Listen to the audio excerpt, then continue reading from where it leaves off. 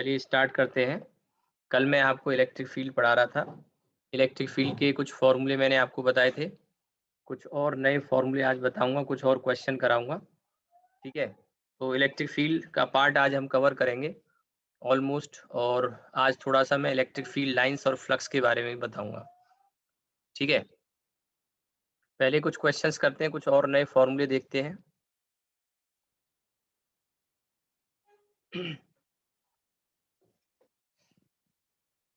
तो कल हमने जो पढ़ लिया उसी पर आगे कुछ एग्जाम्पल कराता हूँ, कुछ नए क्वेश्चंस भी कराऊंगा।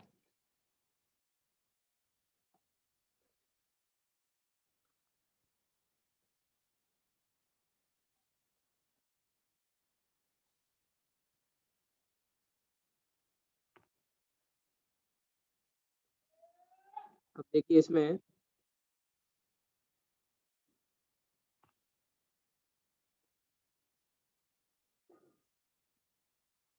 एक वायर है, इनफाइनाइट लेंथ का ही वायर है, लेकिन मैंने क्या किया, इसको 90 डिग्री के एंगल पर मोड़ दिया है और इसकी जो चार्ज डेंसिटी है वो लैम्डा दे रखी है। ठीक है, आपको जो फील्ड बताना है वो फील्ड यहाँ पे बताना है, इलेक्ट्रिक फील्ड इस पॉइंट पर। ये पॉइंट P है मान लो, और इसका डिस्टेंस इधर से भी R है और इधर से भी R है। तो यहाँ P पॉइंट पे आपको इलेक्ट्रिक फील्ड बताना है। इनफाइनाइट वायर है, बस उसको 90 के एंगल पे मोड़ दिया है। ठीक है, तो P पॉइंट पे आपको इलेक्ट्रिक फील्ड बताना है। अब इसको करने के लिए आपको क्या करना चाहिए, आपको इसको दो पार्ट में स्प्लिट करना चाहिए। दो पार्ट कौन से, एक तो ये वाला हो जाएगा आपका और एक ये वाला हो जाएगा। अगर आप गौर करें तो इन दोनों पार्ट में ये सेमी इनफाइनाइट वायर का केस बनेगा। अब जब सेमी इनफाइनाइट का केस है तो उसका फॉर्मूला अलग से तो नहीं बताया, पर मैंने आइडिया आपको कल दिया था कि कैसे उस फॉर्मूले को मॉडिफाई कर सकते हैं फाइनाइट लेंथ वाले को ही। अब सेमी इनफाइनाइट क्यों मैं इसको कह रहा हूँ, क्योंकि सेमी इनफाइनाइट में इसका जो एक एंड है वो इन्फिनिटी की तरफ जा रहा है। जैसे मान लो इस वायर को मैं, इस वाले वायर को एक नंबर का वायर में बोल देता हूँ और इसको 2 नंबर। तो पहले हम एक नंबर वाले वायर का फील्ड निकालेंगे। और एक नंबर वाले वायर का फील्ड अब मैं जब कर रहा हूँ तो समझा रहा हूँ, तो जो बच्चे कर सकते हैं वो ट्राई करें, अपना आंसर टैली कर लेना। और जिनको अगर आइडिया नहीं लग रहा है तो वो देखें मैं कैसे बता रहा हूँ। बाकी बच्चे अपना ट्राई कर सकते हैं। ठीक है, तब तक आप आंसर निकालिए, आसान है क्वेश्चन। तो सबसे पहले मैं इसमें ये वाला पार्ट जो एक नंबर वाला वायर है वो लेने जा रहा हूँ। उसकी वजह से मैं फील्ड निकालूंगा, और उसकी वजह से जब हम फील्ड कैलकुलेट करेंगे तो यहाँ पे आपको अल्फा और बीटा निकालने पड़ेंगे। तो आप देखिए कि एक नंबर वाले वायर को पहले मैं यहाँ पे रखता हूँ आपके सामने। ये एक नंबर वाला वायर मैंने रख लिया और इसकी वजह से मुझे फील्ड यहाँ पे निकालना है P पॉइंट पे। तो सबसे पहले यहाँ पे ये परपेंडिकुलर डिस्टेंस क्वेश्चन में R आपको दिया है, और इसके लिए फिर आपको अल्फा और बीटा निकालने पड़ेंगे। अल्फा बीटा जब आप निकालेंगे तो थोड़ा सा गौर करें अगर आप, तो ये अल्फा और बीटा की वैल्यू आपको यहाँ से देख के पता लग जाएगी। ये तो एक एंगल तो ये हो गया अल्फा और एक हो गया ये बीटा। किसी को भी अल्फा बीटा मान सकते हैं आप, उससे कोई दिक्कत नहीं है, बस एक थोड़ा सा लॉजिक आपको इसमें लगाना पड़ेगा। तो एक है अल्फा और एक है बीटा, और क्लियरली आप अगर इस फिगर को देखें तो इतना तो आपको अंदाजा लग रहा होगा कि ये वाला जो एंगल है ये 45 डिग्री होगा, ये भी 45 डिग्री होगा, क्योंकि आर और आर है साइड क्लियरली। तो अब इसमें आप देखेंगे कि अल्फा, मान लो इधर वाला जो एंगल है सपोज ये 90 है, तो बीटा की वैल्यू 45 हो जाएगी। आप उसको इंटरचेंज भी कर सकते हैं, उससे कोई दिक्कत नहीं है। अब इसके बाद आप देखिए कि यहाँ पे हम जब फील्ड कैलकुलेट करेंगे तो फील्ड के दो कंपोनेंट आते थे, आपको याद है, और दो कंपोनेंट यहाँ पे भी आएंगे। और ये दो कंपोनेंट कौन कौन से हैं, एक परपेंडिकुलर वाला और एक पैरेलल वाला। एक वायर का निकाल लोगे तो दूसरे का भी आप निकाल पाएंगे आसानी से। और ये जो दो कंपोनेंट मैंने बनाए हैं इसमें ये ई परपेंडिकुलर में तो कोई दिक्कत नहीं, जो ई पैरेलल वाला है उसको आपको, आपके मन में एक थॉट आ सकता है कि सर ये ई पैरेलल वाला इधर ही क्यों, इस डायरेक्शन में क्यों नहीं, इस तरफ क्यों नहीं, राइट में क्यों नहीं, लेफ्ट में ही क्यों बनाया। तो इसके लिए थोड़ा कॉमन सेंस आप लगा के चलें, और प्लस माइनस के चक्कर में ना पड़ के या पॉजिटिव नेगेटिव ना पड़ के ये सोचा करें। देखो मैं बता रहा हूँ, मेरी बात पे गौर करना। सेमी इनफाइनाइट के केस में ये बात काम आएगी। ये जो वायर का इधर वाला हिस्सा है ये बड़ा पार्ट है, और इधर वाला छोटा पार्ट है। फिर से देखो दोबारा से, वायर का ये वाला हिस्सा ये बड़ा पार्ट है और इधर वाला छोटा पार्ट है। तो बड़े पार्ट की वजह से फील्ड ज्यादा आएगा, तो नेट फील्ड का हम अंदाजा अगर लगाएं तो वो इस डायरेक्शन में कुछ आएगा नेट फील्ड। भाई वायर का मोस्ट ऑफ द पार्ट ये है, ये इधर वाला जो पार्ट है मोस्ट ऑफ द, इसकी वजह से फील्ड नेट इधर आएगा। और उस नेट फील्ड का अंदाजा लगा के हमने ये दो कंपोनेंट एज्यूम किए, एक पैरेलल वाला और एक परपेंडिकुलर वाला। बस इतना सा लॉजिक आपको लगाना आना चाहिए। अगर किसी बच्चे को डाउट हो, मैंने यहाँ से आपको म्यूट कर रखा है क्योंकि थोड़ा आवाज आती है, अगर किसी को डाउट हो तो हैंड रेज करके पूछ लेना मुझसे, किसी को भी अगर दिक्कत आती है तो वायर का मोस्ट ऑफ द पार्ट आप देखेंगे, इधर वाला जो पार्ट है ना, ये मोस्ट ऑफ द पार्ट इधर वाला, इसकी वजह से फील्ड आएगा क्योंकि ज्यादा चार्ज पड़ा हुआ है इधर और इधर वाले में कम चार्ज है। तो जो नेट फील्ड आएगा इसका एक अंदाजा हम लगा सकते हैं कि नेट फील्ड इधर ही आने वाला है। और इधर अगर आने वाला है तो हमने उसके दो कंपोनेंट कर लिए, एक ई परपेंडिकुलर और एक ई पैरेलल। ठीक है, तो एक बात तो ये समझने की थी, तो मैं थोड़ा सा इसको फिगर को क्लीन करता हूँ पहले, तो उसके बाद अब ई पैरेलल और ई परपेंडिकुलर में वैल्यू रख देंगे। तो ई परपेंडिकुलर को अगर मैं यहाँ पे लिखूं तो ई परपेंडिकुलर की वैल्यू ये आ जाएगी के लेमडा बाई आर और sine alpha plus sign beta. तो साइन अल्फा यानी कि साइन 91 और साइन बीटा यानी साइन 45 1/√2। ऐसे ही रहने दो इसको, जो लिखा है इतना ही रहने दो। इसी तरह से ई पैरेलल की जब हम बात करेंगे तो ई पैरेलल में आपको याद है cos alpha minus cos beta था। अब आप अगर cos alpha minus cos beta करोगे तो यहाँ थोड़ा कंफ्यूजन एराइज होगा, तो मैंने कहा प्लस माइनस के चक्कर में ना पड़ के आप डायरेक्शन पहले ही ले चुके हैं। तो cos 90 तो 0 हो गया और cos बीटा आपका 45 यानी 1/√2। तो इसको माइनस साइन के साथ मत लिखना क्योंकि डायरेक्शन आपने पहले ही कंसीडर कर लिया है कि ई पैरेलल की डायरेक्शन लेफ्ट में आने वाली है। ये बात मैं अभी आपको समझा चुका हूँ। तो अब यहाँ cos 90 का 0 हो गया और ये 1/√2 आ जाएगा 45। तो 1/√2 ही केवल आपको लिखना है, मतलब ये वैल्यू लिखनी है, माइनस माइनस नहीं लगाना। जैसे यहाँ पे अगर आप 0 रखोगे तो यहाँ माइनस का 1/√2 आएगा, तो फिर वो माइनस को लेके आपको एक कंफ्यूजन हो सकता था। मैंने कहा माइनस के चक्कर में ना पड़ के आप डायरेक्शन को प्रेफर करें, और डायरेक्शन को देखने का तरीका मैंने आपको अभी क्या बताया, मैंने आपको ये बताया कि जो वायर का मोस्ट ऑफ द पार्ट पड़ा हुआ है, ये वाला पार्ट है, इसी पे चार्ज ज्यादा है, इधर वाले पे कम है। तो ज्यादा वाले की वजह से नेट फील्ड इधर आएगा, तो उसके हमने कंपोनेंट कर लिए पैरेलल और परपेंडिकुलर।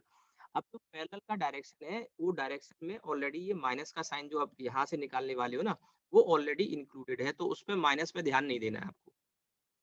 आपको केवल मैग्नीट्यूड लिखना है, ये सही तरीका बता रहा हूँ मैं आपको, गलती नहीं होगी कोई भी। ठीक है, तो अब ये दो कंपोनेंट हमने निकाल लिए, एक ई पैरेलल निकाल लिया, एक ई परपेंडिकुलर निकाल लिया। तो ई पैरेलल की वैल्यू हमारे पास आ गई। यही काम वायर नंबर 2 के लिए करना है हमको, यही काम वायर नंबर 2 के लिए करना है। तो ये वैल्यू मैं यहाँ पर के लेमडा बाई √2 आर ही लिखूंगा। ठीक है, अब सेम यही चीज रिपीट होने जा रही है वायर नंबर 2 के लिए। वायर नंबर 2 में अगर आप यहाँ बना लें, मैं यहाँ बना देता हूँ इसको,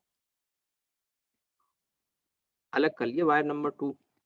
और वायर नंबर 2 का ये वाला जो पॉइंट है पी है, तो ऐसे ही लॉजिक आप पहले जो लगाया है वही लॉजिक आप यहाँ लगाएंगे। ये डिस्टेंस आर है, तो आप इसके भी दो कंपोनेंट करेंगे, एक आ जाएगा आपका ई पैरेलल और एक आ जाएगा ई परपेंडिकुलर।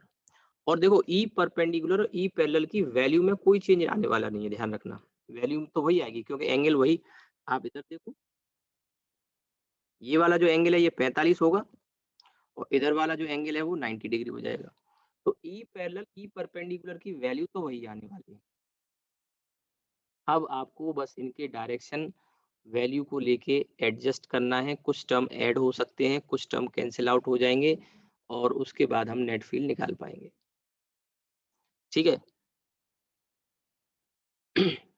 यहाँ तक आई थिंक मेरी बात अगर आपको समझ में आ गई होगी तो आगे कोई दिक्कत होने वाली नहीं है। अब देखिए हमारे पास टोटल अगर हम देखें तो 4 फील्ड आए हैं, 4 फील्ड आए हैं। और 4 फील्ड में आप देखो, 2 ब्लू में मैंने बनाए हैं, E parallel E perpendicular, arrow जो बने हुए ब्लू में 1 नंबर वायर की वजह से, और ऐसे ही 2 नंबर वायर की वजह से भी 2 आए हैं, रेड में मैंने बनाए E perpendicular E parallel. E perpendicular E parallel अब इन चारों को हम अरेंज अगर कर लें एक पॉइंट पे, क्योंकि पी पॉइंट पे अगर कहीं भी दिक्कत हो किसी बच्चे को तुरंत पूछ ले। तो अब मैं क्या कर रहा हूँ, मैं ब्लू वाले और रेड वालों को एक पॉइंट पे अरेंज कर लेता हूँ यहाँ पे। समझाने में मुझे टाइम लग रहा है, लेकिन आप खुद से जब सॉल्व करोगे तो आपको टाइम नहीं लगेगा। तो देखो E perpendicular sorry E parallel मैं यहाँ लिख रहा हूँ, ई पैरेलल की वैल्यू है k lambda by root 2r। ये ब्लू वाला जो ई पैरेलल है वो लिखा मैंने। ई परपेंडिकुलर जो नीचे है इसकी वैल्यू भी मैं लिख रहा हूँ, और मैं लिख रहा हूँ k लैम्डा बाई r। ध्यान से देखिएगा, k lambda by root 2r। ये एक नंबर वायर के वजह से जो फील्ड थे उसको मैंने लिख लिया।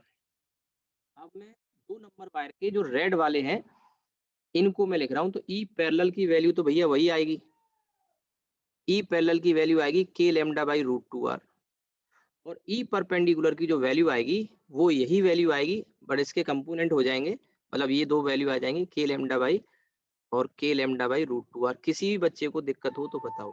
अब आप देखो इसमें से कुछ चीजें कैंसिल हो रही हैं, साफ आपको दिख रहा होगा। इसका k lambda by root 2r इसके k lambda by root 2r को कैंसिल कर देगा, ठीक है। इसी तरह से इसका k lambda by root 2r इसके k lambda by root 2r को कैंसिल कर देगा।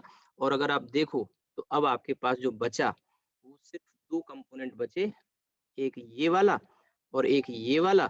दोनों परपेंडिकुलर हैं, बराबर हैं, इसलिए इनका जो रिजल्टेंट आएगा वो इनके दोनों के बीच में आएगा। और दो वेक्टर या दो फोर्स या कोई भी दो वेक्टर क्वांटिटी अगर परपेंडिकुलर हो, बराबर हो, तो उनका रिजल्टेंट रूट 2 टाइम्स होता है। 90 का एंगल अगर होता है तो रूट 2 टाइम्स होता है। तो k लैम्डा बाई आर और k लैम्डा बाई आर का resultant root 2 k lambda by r आपका आंसर आ गया, ठीक है। तो मैं अब यहाँ पे ई नेट लिख रहा हूँ डायरेक्ट, और ये आ गया root 2 k lambda by r. और डायरेक्शन भी आप बता सकते हैं, इसकी जो डायरेक्शन आएगी वो बीचों बीच में आएगी, यानी इधर आएगी। यहाँ देखें इस फिगर में, ये है वो आपका ई नेट जो मैंने लिखा है। ई नेट इस डायरेक्शन में आ जाएगा बीचों बीच में। किसी भी बच्चे को डाउट हो तो बताओ। अप्रोच आपको आनी चाहिए, फॉर्मूले आपको आने चाहिए। क्वेश्चन तो बहुत वैरायटी ऑफ क्वेश्चंस आपके सामने मैं पुट अप कर सकता हूँ, आप कर लोगे उनको। एक दो एग्जांपल और कराता हूँ, कॉन्फिडेंस आएगा आपको।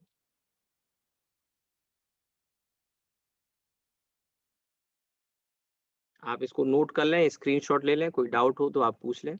मैंने यहाँ से म्यूट कर रखा है, अगर आपको कोई डाउट हो तो हैंड रेज कर सकते हैं।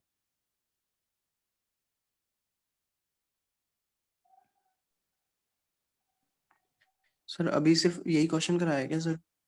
जस्ट एक यही क्वेश्चन कराया है, टाइम से एंटर हो जाया करो, 9:15 सॉरी पे सर। क्लास का टाइम। यही क्वेश्चन कराया है, ये एक चार्ज वायर है इनफाइनाइट लेंथ का, और इसको बस मैंने 90 डिग्री में मोड़ के रख दिया है, और उसकी वजह से पॉइंट पी पर हमें फील्ड निकालना था। इसी को फिगर को मैंने स्प्लिट किया है दो पार्ट में, स्प्लिट करके फिर सॉल्व करके बताया, ठीक है। तो अब देखिए इसके बाद अगला सवाल मैं दे रहा हूँ आपको, ये एग्जाम्पल 1 और अब एग्जाम्पल 2। नोट कर लिया होगा, नहीं कर पाए स्क्रीनशॉट ले लो। और अब क्या है, ये एक इनफाइनाइट वायर है और इस इनफाइनाइट वायर को मैंने ऐसे मोड़ दिया, और ये जो मोड़ा है तो इसमें थोड़ा फिगर ऐसे ही बना है मुझसे। ये सेमी सर्कुलर सेक्शन है, ठीक है, और इसकी चार्ज डेंसिटी वही लेमडा है, और आर रेडियस के सेमी सर्किल में इसको मोड़ दिया है। आपको बताना है पी पॉइंट, ये पी पॉइंट है, ठीक है। पी पॉइंट पे नेट फील्ड क्या होगा ये बताना है, और प्लस लेमडा इसकी पूरे की चार्ज डेंसिटी है, और ये वाला जो पार्ट है ये सेमी सर्किल है। अब मैं चाहूंगा आप खुद से सॉल्व करके मुझे इसका आंसर बताएं, ठीक है। थोड़ा दिमाग लगाइए, मैं आपको हेल्प कर सकता हूँ, हिंट कर सकता हूँ। आप चाहो तो इसे तीन पार्ट में तोड़ सकते हैं। यहाँ से इधर वाला पार्ट सेमी इनफाइनाइट, यहाँ से इधर वाला पार्ट सेमी इनफाइनाइट होगा, और बाकी का सेमी सर्कुलर है। तीन टुकड़े होंगे, तीनों को अलग अलग सॉल्व कर लो, सॉल्व करके आपका आंसर आ जाएगा। सर हाँ बोलो। 2 के लैम्डा बाई आर है। 2 k lambda by r। अच्छा 2 के 2 k lambda lambda by by are, r। चलो देखते हैं जो भी आंसर आया है, बाकी लोग भी ट्राई करो।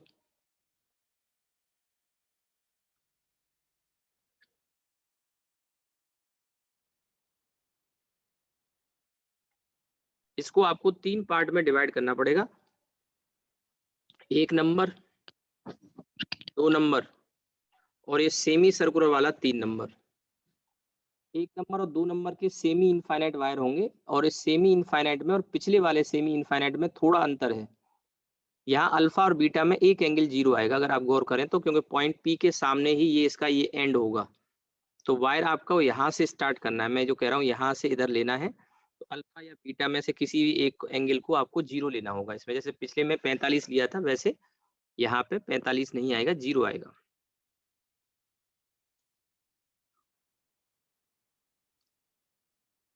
और किसी का कोई आंसर आया?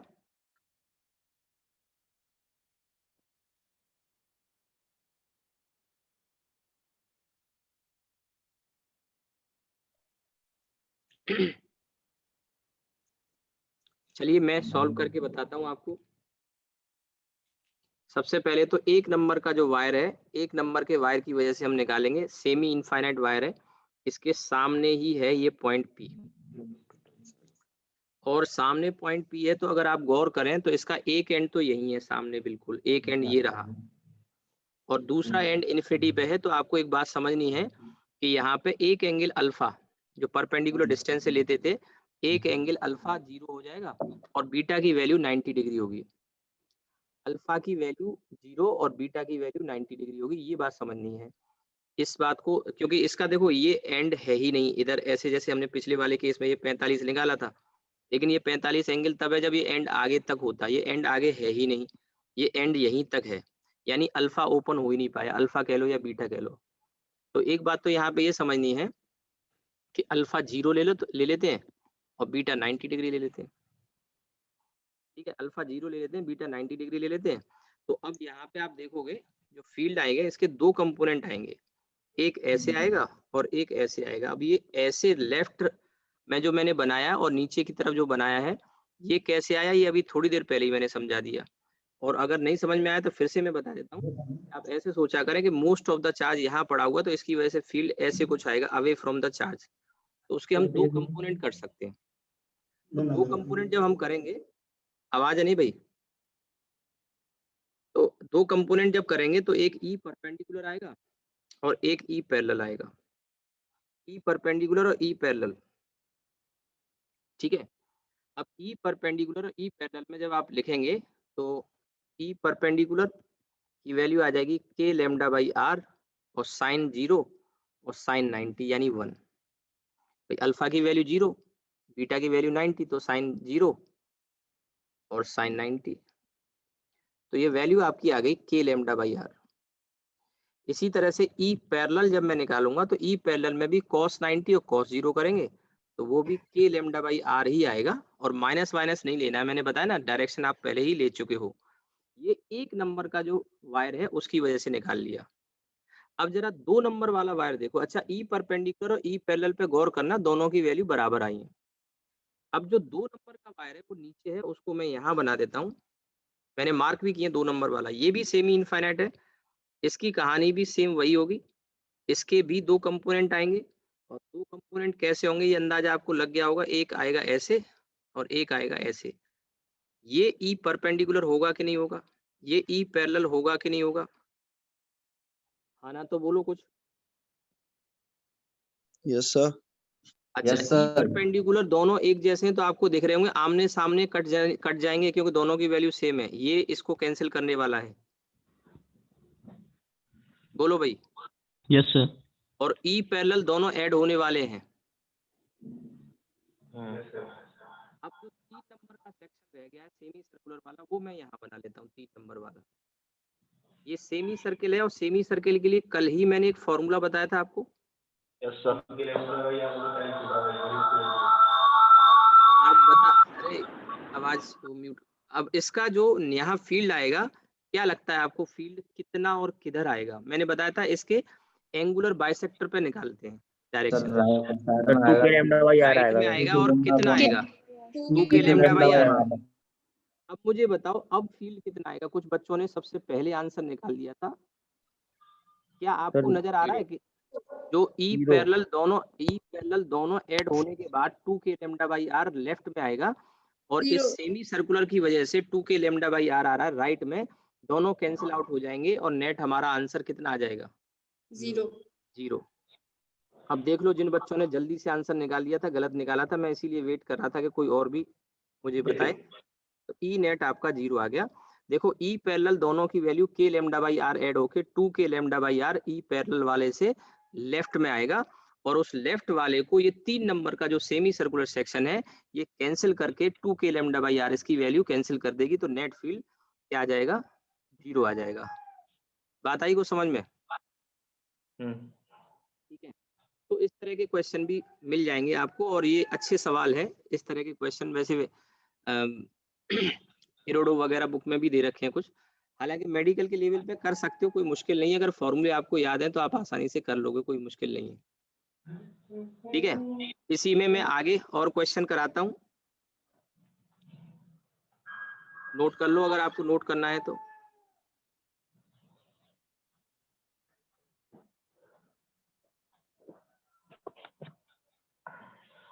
चलिए आगे बढ़ते हैं फिर हम।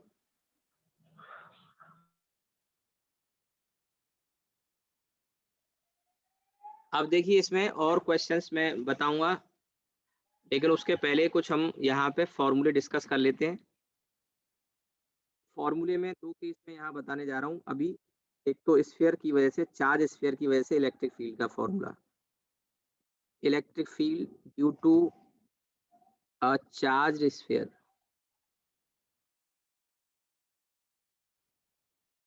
फॉर्मूले वैसे तो आपको पता होंगे पर इसमें कुछ और अच्छी कुछ चीजें मैं बताऊंगा। देखिए चार्ज स्फीयर में 4 पॉसिबिलिटी बनती हैं। 4 पॉसिबिलिटी कौन सी पहले सुन लो फिर मैं लिखा दूंगा। 4 पॉसिबिलिटी में ये है कि चार्ज स्फीयर में एक कैटेगरी तो सबसे पहले हम रखेंगे सॉलिड और हॉलो की, फिर उसी में 2 कैटेगरी और बन जाएंगी, एक कंडक्टिंग और नॉन कंडक्टिंग। सॉलिड और हॉलो मैंने बोला और दूसरा बोला कंडक्टिंग और नॉन कंडक्टिंग की। इसी तरह के फॉर्मूले जो मैं यहाँ बता रहा हूँ ये ग्रेविटेशन में भी आपको मिलेंगे, मिलते जुलते फॉर्मूले, क्वेश्चन और ग्राफ अक्सर आते हैं, तो ग्राफ भी मैं आपको आगे बताऊंगा। अब देखिए इसमें जो पॉसिबिलिटी है उन 4 पॉसिबिलिटी को केवल हम 2 में रिड्यूस कर सकते हैं चाहें तो। और कौन कौन सी पॉसिबिलिटी है इसमें? पहला हॉलो कंडक्टिंग चार्ज स्फीयर।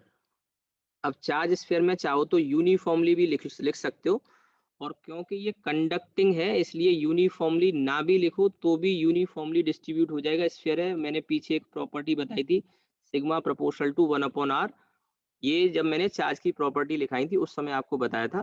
तो कंडक्टिंग के केस में यूनिफॉर्मली ना भी लिखो चलेगा, अपने आप ही चार्ज यूनिफॉर्मली डिस्ट्रीब्यूट हो जाएगा। ये हो गया हॉलो कंडक्टिंग चार्ज स्फीयर की बात। अगर हॉलो की जगह ये सॉलिड भी होता कंडक्टिंग चार्ज स्फीयर तो भी सेम सिचुएशन आती। क्यों सिचुएशन सेम आती? क्योंकि जो कंडक्टिंग स्फीयर अगर होता है तो सॉलिड भी अगर होगा तो चार्ज अंदर नहीं रह सकता, कहाँ आ जाएगा? रिपल्सन से सरफेस पे आ जाएगा। तो भले ही अंदर इसमें मटेरियल है, मास है, चार्ज कंडक्टिंग के केस में मैंने पीछे बताया भी था, यही चार्ज की जब प्रॉपर्टी लिखाई थी शुरुआत में ही, वहां मैंने कहा था जो भी चार्ज देते हैं वो एक कंडक्टिंग सरफेस, कंडक्टिंग बॉडी के सरफेस पर आ जाता है। तो अंदर भले ही इसमें सॉलिड है, अंदर चार्ज नहीं रहेगा, रिपेल होके कहाँ आ जाएगा? सरफेस पे। ये बात मैंने आपको बताई थी, यानी कि दोनों में, हॉलो में भी और सॉलिड में भी, चार्ज का डिस्ट्रीब्यूशन बिल्कुल एक जैसा होगा, भले ही अंदर उसमें खाली है या सॉलिड है, लेकिन चार्ज का डिस्ट्रीब्यूशन बिल्कुल एक जैसा होगा। आप दोगे भी तो भी सरफेस पे ही आ जाएगा। यानी 4 में से 2 सिचुएशन बिल्कुल सिमिलर हो गई, इसलिए इनमें फॉर्मूले भी सेम आएंगे। तीसरी एक और सिचुएशन है जिसका केस सेम बनता है और वो है हॉलो नॉन कंडक्टिंग। अब नॉन कंडक्टिंग की जब बात आती है तो वहां पे क्या है कि चार्ज जहां रख दोगे वहां रिसाइड करेगा, अपने आप डिस्ट्रीब्यूट नहीं होता, तो नॉन कंडक्टिंग। अब इसमें ये लिखना जरूरी हो जाता है कि यूनिफॉर्मली चार्ज, क्योंकि नॉन कंडक्टिंग में चार्ज अपने आप डिस्ट्रीब्यूट नहीं होता, तो यूनिफॉर्मली चार्ज स्फीयर। अब अगर हमने ये दे दिया, लिख दिया, तो आप देखो इसकी जो लैंग्वेज है, इसकी जो हमने वर्ड यूज किया, हॉलो है एक तो, यानी अंदर तो हो ही नहीं सकता, खाली है, तो चार्ज कहाँ रखोगे? रखोगे तो कहाँ रखोगे? सरफेस पे रखोगे। नॉन कंडक्टिंग और यूनिफॉर्मली चार्ज है, यानी कि इसमें भी चार्ज का डिस्ट्रीब्यूशन पहले जो 2 केस मैंने लिखे हैं ऊपर, इनके जैसा ही होगा। यानी 4 में से 3 सिचुएशन में चार्ज का डिस्ट्रीब्यूशन सेम होता है, और इसलिए इसमें जो फॉर्मूले भी आएँगे वो सेम आएँगे। तो पहले तो इन 3 केस में फॉर्मूले देख लेते हैं। तीनों एक साथ क्यों बता रहा हूँ? क्योंकि तीनों के फॉर्मूले में कोई चेंज नहीं है, ना ग्राफ में, ना फॉर्मूले में। चौथा जो केस आएगा वो आएगा, आप समझ गए होंगे, सॉलिड नॉन कंडक्टिंग का केस आएगा, और वो केस इंपॉर्टेंट है, उसमें कुछ मैं अच्छी बातें बताऊंगा, और इनमें क्वेश्चन आते हैं, कुछ ट्रिकी क्वेश्चन भी आते हैं।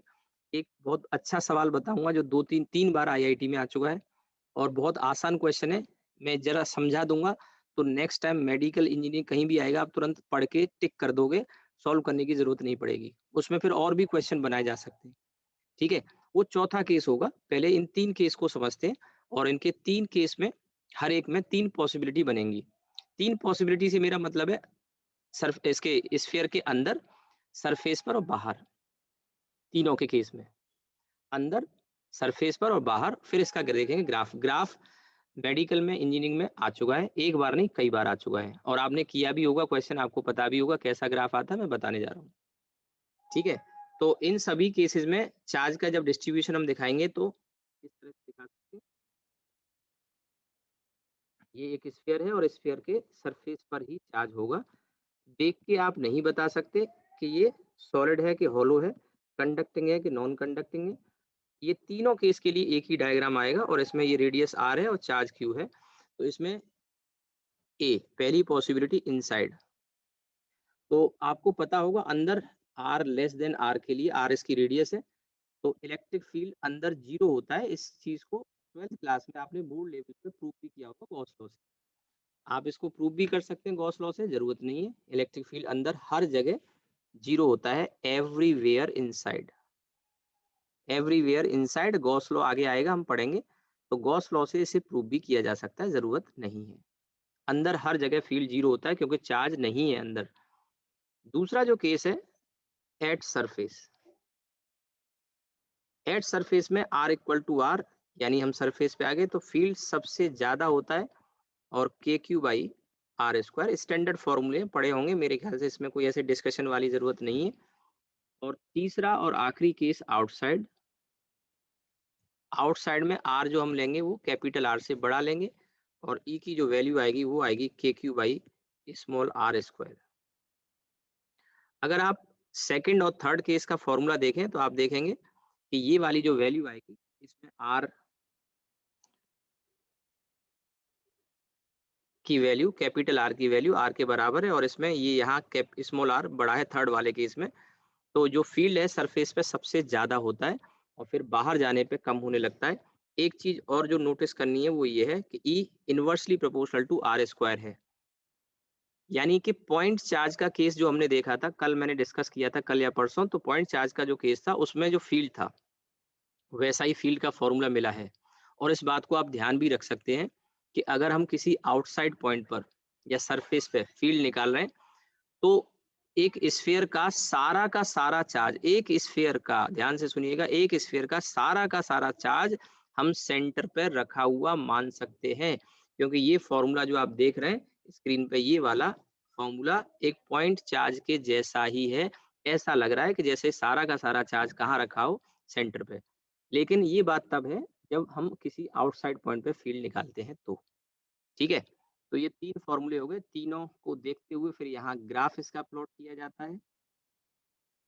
ये ग्राफ एक बार नहीं कई बार आ चुका है, और ई का आर के साथ। तो हम इसको 2 पार्ट में स्प्लिट करेंगे। एक part r equals to r से पहले, और एक उसके बाद। तो हमने देखा अंदर तो फील्ड ही नहीं था, आर लेस देन आर के केस में तो फील्ड ही नहीं था। उसके बाद क्या हुआ, फील्ड कम होता जा रहा है। आप देख रहे हैं ई प्रोपोर्शनल टू 1/r स्क्वायर है, तो आर जब बढ़ेगा तो फील्ड कम होगा, तो ये ऐसे करके फिर ग्राफ जाएगा। ठीक है? और ये अंदर ई यहाँ पे 0 है, और यहाँ ई प्रोपोर्शनल टू 1/r स्क्वायर। ये ग्राफ आ चुका है, कई बार आ चुका है। और इसमें ये डॉटेड में जो मैं दिखा रहा हूँ ये ग्राफ का पार्ट नहीं, ग्राफ का पार्ट है सॉलिड वाला पार्ट, ठीक है, ब्लैक में। ये वैल्यू आप दिखा सकते हैं मैक्सिमम KQ/R²। तो ये R के साथ में हमने E का ग्राफ प्लॉट किया। ये तीनों केस में hollow conducting charge sphere, solid conducting charge sphere, hollow non conducting uniformly charge sphere, तीनों केस में यही फॉर्मूले, यही ग्राफ चलता है। चौथा केस में अब अलग से बताने जा रहा हूँ, फॉर्मूला उसमें अलग है, लेकिन अलग भी केवल अंदर के लिए है। बाहर के लिए यही सेम फॉर्मूले आएंगे, ग्राफ भी बिल्कुल सेम होगा। उसमें और 2-3 चीजें बताऊंगा नहीं। हाँ बोलो ऋतिक। एक सेकंड, शायद मैंने यहाँ से, हाँ ऋतिक बोलो, मैंने अलाउ कर दिया। सर मैं ये कह रहा था अगर नॉन कंडक्टिंग में हम यूनिफॉर्मली चार्ज नहीं लेते, मतलब यूनिफॉर्मली डिस्ट्रीब्यूट नहीं करते, हाँ तो तब तो फिर वो डिपेंड करेगा ना कि तुमको नॉन यूनिफॉर्मली जो दिया है उसका पैटर्न क्या है। अभी जैसे यूनिफॉर्मली में तो एक फिक्स हो गया कि हर जगह यूनिफॉर्मली है। अगर नॉन यूनिफॉर्मली होगा तो उसमें जो सिग्मा है, क्योंकि अभी हॉलो हम केस लिए हैं, तो सिग्मा यानी कि जो सरफेस चार्ज डेंसिटी है, चार्ज पर यूनिट एरिया, वो किस तरह से वेरी कर रहा है। तो क्वेश्चन टू क्वेश्चन फिर वो वेरिएशन आता रहेगा। जैसे सिग्मा की वैल्यू मान लो KR है, सिग्मा की वैल्यू KR² है, या सिग्मा की वैल्यू K/R है, तो जैसा दिया होगा उसके हिसाब से फिर फॉर्मूले बनेंगे, इंटीग्रेट करके निकालना पड़ेगा, उसी के हिसाब से फिर ग्राफ आएगा। हर क्वेश्चन के लिए फिर अलग हो जाएगा ना। आप थोड़ी हिंट दे देंगे सर, थोड़ी। हिंट का मैंने हिंट ही तो दिया है। नहीं, सिग्मा, जैसे कि वेरिएशन दे रखा हो के आर सिग्मा में। सिग्मा दिया है, ये सिग्मा इक्वल्स टू KR है, या सिग्मा की वैल्यू K/R है, सिग्मा की वैल्यू K/R² है। तो हर क्वेश्चन का अलग अलग पैटर्न आएगा, ठीक है, हर क्वेश्चन का अलग अलग पैटर्न आएगा। ये तो हो गया अगर हॉलो है। अब इसी में सॉलिड अगर होता है तो फिर वहां सिग्मा की जगह फिर रो का आ जाएगा। अभी सॉलिड का तो मैंने बताया नहीं, सॉलिड का भी आने वाले हैं, ठीक है। तो जैसा चार्ज का डिस्ट्रीब्यूशन होगा उसके हिसाब से क्वेश्चन का पैटर्न बनेगा, ठीक है। Okay okay sir. बाकी बच्चों ने नोट कर लिया ये। आगे बढ़ते हैं, चौथा केस इसी में। चौथा है आपका सॉलिड नॉन कंडक्टिंग। अब सॉलिड है तो अंदर चार्ज हो सकता है क्योंकि मास होगा, वहां चार्ज रखा जा सकता है। नॉन कंडक्टिंग है और यूनिफॉर्मली चार्ज स्फीयर है। ये यूनिफॉर्मली बोलना पड़ेगा क्योंकि नॉन यूनिफॉर्मली में बहुत सारी पॉसिबिलिटी हो सकती है, हर क्वेश्चन के लिए अलग पॉसिबिलिटी आएगी। तो solid non conducting uniformly charge sphere, और इसमें चार्ज इसके अंदर भरा हुआ है पूरे में, यूनिफॉर्मली आपने इसको डिस्ट्रीब्यूट किया है। नॉन यूनिफॉर्मली की पॉसिबिलिटी जो दी होगी उसके हिसाब से फिर सॉल्व करके निकाला जाता है। आते हैं क्वेश्चन, लेकिन उसमें ग्राफ वगैरह नॉर्मली ना पूछ के दूसरे डिफरेंट टाइप के क्वेश्चन फिर पूछ लिए जाते हैं। जैसे फील्ड पूछ लेगा तो इंटीग्रेट वगैरह करना पड़ेगा आपको, ठीक है। अब ये इसमें दो पॉसिबिलिटी होंगी कि आपको आंसर जो दिया होगा वो क्यू के टर्म्स में, यानी कि आपको दिया होगा क्वेश्चन में कि चार्ज क्यू है, या फिर रो के टर्म्स में। और रो आप जानते हो, रो यानी चार्ज डेंसिटी, और कौन सी चार्ज डेंसिटी है, वॉल्यूम चार्ज डेंसिटी। तो आप क्यू को लिखना चाहें तो rho into 4/3 pi r Q, ऐसे भी तो लिख सकते हो। मैंने आपको पीछे शुरुआत में ही बता दिया था, charge divided by volume 4/3 pi r cube. तो आप इसके दो, मैं आपको फॉर्मूले बताने जा रहा हूँ, दो तरीके से फॉर्मूले बताने जा रहा हूँ, एक रो के टर्म्स में और एक क्यू के टर्म्स में। पहले क्यू वाला समझ लेते हैं, रो का मैं बाद में बताऊंगा, और रो से रिलेटेड कुछ और 2-3 चीजें अलग से बताऊंगा, काम की है, डायरेक्ट क्वेश्चन आप कर पाएंगे। तो अब सबसे पहले जैसे मैंने ऊपर वाले में ABC 3 केस लिए, यहाँ भी ABC 3 केस बनेंगे। अब अगर हम बाहर की बात करें तो बाहर तो कोई चेंज आने वाला नहीं है, क्योंकि सारा का सारा चार्ज सेंटर पर रखा हुआ मान सकते हैं अगर हम बाहर के किसी पॉइंट पर निकालते हैं। लेकिन अंदर हम ऐसा नहीं कह सकते, क्योंकि अंदर पूरे में चार्ज भरा हुआ है, अंदर पूरे में चार्ज भरा हुआ है। तो अब अंदर हर जगह फील्ड जीरो नहीं आएगा जैसे पहले आया था। तो यहाँ पे 3 केस बनते हैं, डेरिवेशन की कोई जरूरत नहीं है। सबसे पहला इनसाइड, इनसाइड में R less than R, inside में r लेस देन r, और इसमें आप यहाँ जो फील्ड होता है इसका फॉर्मूला होता है के Q upon R Q into R, K Q upon R Q into R. अब अगर आप गौर करें इसमें तो ये बात नोटिस करने की कि ई प्रोपोर्शनल है आर के, आर जनरल डिस्टेंस है सेंटर से, कैपिटल आर इसकी रेडियस है, तो k Q upon R Q into r यानी ई प्रोपोर्शनल टू आर है, यानी जैसे जैसे सेंटर से हम बाहर की तरफ आएंगे फील्ड बढ़ता जाएगा। यानी अगर मैं सेंटर पे देखूं तो सेंटर पे r इक्वल टू 0 रखेंगे तो सेंटर पे फील्ड 0 होगा। अब आपको एक बात तो यहाँ ये नोटिस करनी है कि फील्ड यहाँ 0 तो आया है बट केवल सेंटर पे। पीछे वाले जो 3 केस हमने देखे थे उसमें एवरीवेयर इनसाइड लिखा है मैंने, ध्यान दीजिए, अंदर कहीं कोई चार्ज ही नहीं था तो अंदर हर जगह फील्ड क्या है, 0 है। लेकिन यहाँ केवल और केवल कहाँ पे, सेंटर पे 0 होगा। जैसे जैसे हम सेंटर से बाहर आने लगेंगे फील्ड बढ़ता ही जाएगा, फील्ड बढ़ता ही जाएगा। और ये जो फॉर्मूला मैंने लिखा है ना, ये फॉर्मूला, इस फॉर्मूले को आप रो के टर्म्स में भी चाहो तो एक्सप्रेस कर सकते हैं। के की वैल्यू आप जानते हैं 1/4 पाई एप्सिलॉन नॉट जब आप रखेंगे तो ये रो के टर्म्स में ये वाला फॉर्मूला ये बन जाता है। ये फॉर्मूला भी बड़े काम का है, आप इसको करके देख सकते हैं। देखिए के की वैल्यू 1/4 पाई एप्सिलॉन नॉट रखो और 3 का मल्टीप्लाई ऊपर नीचे करोगे तो डेंसिटी के टर्म्स में आप Q/4/3 पाई आर ये वाला टर्म आएगा, उसको आप ऐसे रिप्लेस कर सकते हैं। रो के टर्म्स में भी ये फॉर्मूला मैं आपको रिकमेंड करूंगा कि आप ये फॉर्मूला याद रखें। और कुछ चीजें हैं जो मैं आगे बताऊंगा, कंपटीशन के लेवल से, आईआईटी के लेवल से बताऊंगा। पहले इस फॉर्मूले को देखो, ये कॉमन फॉर्मूला है, ये तो पहला वाला तो शायद आपने जरूर पढ़ रखा होगा। रो के टर्म्स में मैं रिकमेंड करूंगा कि रो के टर्म्स में भी आप इसको याद कर लो। आपके लग रहा हो कैसे आया, तो कैसे तो कोई मुश्किल है नहीं। क्यू के की वैल्यू आप रखो 4/4 pi epsilon naught R Q into r. इसमें क्या करो, 3 का मल्टीप्लाई यहाँ कर लो और 3 का यहाँ कर लोगे तो ये Q/4/3 पाई आर क्यू ये वाला, इसको मैंने रो रख दिया है तो ये फॉर्मूला आ जाएगा। ठीक है, आप इसको रो के टर्म्स में भी याद रखें, अच्छा रहेगा। अब इसके बाद आ जाते हैं बी वाले पार्ट में। बी वाला पार्ट है सरफेस पर। तो सरफेस के लिए आर की वैल्यू कैपिटल आर रख देते हैं, इसी ऊपर वाले फॉर्मूले में रख दो। ऊपर वाले फॉर्मूले में रखोगे आप देखो आर से एक आर की पावर कट जाएगी तो ई का फॉर्मूला के क्यू बाई आर स्क्वायर आ जाएगा। और ये फॉर्मूला हमने पीछे वाले केस में भी मिला था। इसके बाद सी वाला पार्ट आउटसाइड। आउटसाइड में r greater than R, r greater than R में आप देखो तो ई का वही फॉर्मूला आ जाता है के q by small r square. वही पॉइंट चार्ज के जैसा मैंने कहा भी था कि कैसा भी स्फीयर हो, कैसा भी स्फीयर हो, हॉलो हो, सॉलिड हो, कंडक्टिंग हो, नॉन कंडक्टिंग हो, अगर चार्ज उसमें अंदर कुछ भी है, चाहे यूनिफॉर्मली चाहे नॉन यूनिफॉर्मली, अगर किसी बाहर के पॉइंट पे अगर आप फील्ड निकाल रहे हो, बाहर के पॉइंट पे फील्ड निकाल रहे हो तो सारे के सारे चार्ज को सेंटर पे रखा हुआ मान सकते हो आउटसाइड पॉइंट के लिए।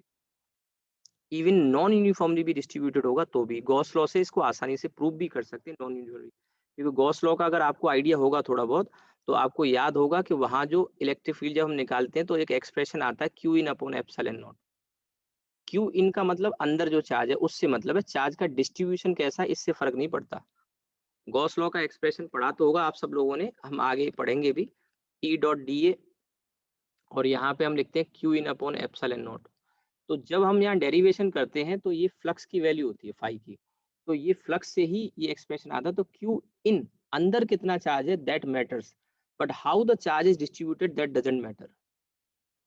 ठीक है, अगर आउटसाइड पॉइंट की हम बात करते हैं तो इनसाइड पॉइंट पे अगर चार्ज नॉन यूनिफॉर्मली या जिस तरह से डिस्ट्रीब्यूशन होगा तो अंदर के फील्ड का पैटर्न अलग आएगा। यानी ये जो फॉर्मूले आप देख रहे हो ये वाले, ये जो फॉर्मूले हमें मिले हैं ये वाले, ये फॉर्मूले हमको डिफरेंट मिलेंगे। ये यूनिफॉर्मली के केस में इनसाइड में बताया है, अदरवाइज क्वेश्चन टू क्वेश्चन अलग अलग एक्सप्रेशन आएंगे। हाँ, बाहर के लिए आप इस फॉर्मूले को, तीसरा सी वाला जो केस है वो आप यूज कर सकते हैं बाहर के लिए।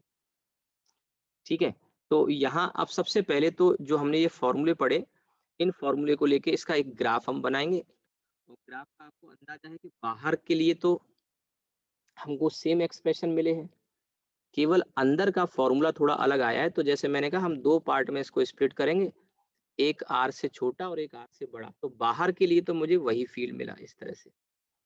अंदर के लिए अगर आप देखें यहाँ पे तो ई प्रोपोर्शनल टू आर है, और ई प्रोपोर्शनल टू आर का मतलब है स्ट्रेट लाइन ग्राफ स्ट्रेट आएगा, लाइन और straight line passing through origin. Origin. Origin.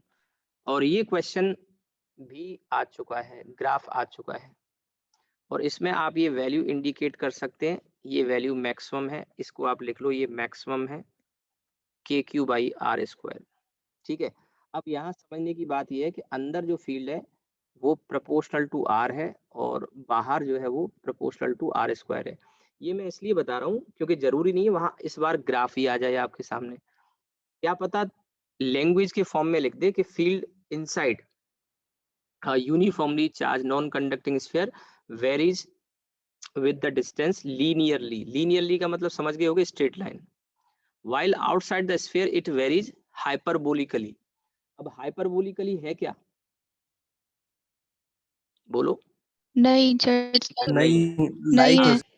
हाँ लेकिन उसकी अंदर तरह ही। अंदर अंदर के लिए लीनियर है, अंदर के लिए हाँ लीनियर है। हाँ हाँ, बाहर के लिए लीनियर नहीं है, तो हाइपरबोलिकली नहीं होगा। लेकिन फिर एक और ऑप्शन देगा, ऐसे चार ऑप्शन होंगे, चारों में थोड़ा थोड़ा कुछ ना कुछ बदल के कह रहा होगा। अंदर के लिए जैसे लीनियर, तो ये समझ में आ ही गया होगा, लीनियर का मतलब E proportional to R. Directly proportional का कोई भी रिलेशन हो, पावर दोनों वन होती है, तो लीनियर बोलते हैं उसको, स्ट्रेट लाइन वाला ग्राफ। बाहर हाइपरबोलिकली नहीं है, लेकिन है उसी टाइप का, पर हाइपरबोलिक होने के लिए पावर 1/r यानी आना चाहिए था। ठीक है, तो इस तरह का ग्राफ ये आ चुका है, दोनों कॉम्पिटिशन में आ चुका है। तो सबसे पहले ये नोट करो, फिर मैं इसमें कुछ और अच्छे सवाल बताता हूँ क्या हो सकते हैं। और अगर आपको मेरी बात ध्यान रही तो क्वेश्चन अगर आएगा तो आपको सॉल्व करने की जरूरत नहीं पड़ेगी। ठीक है, आप इसको बनाओ पहले तो।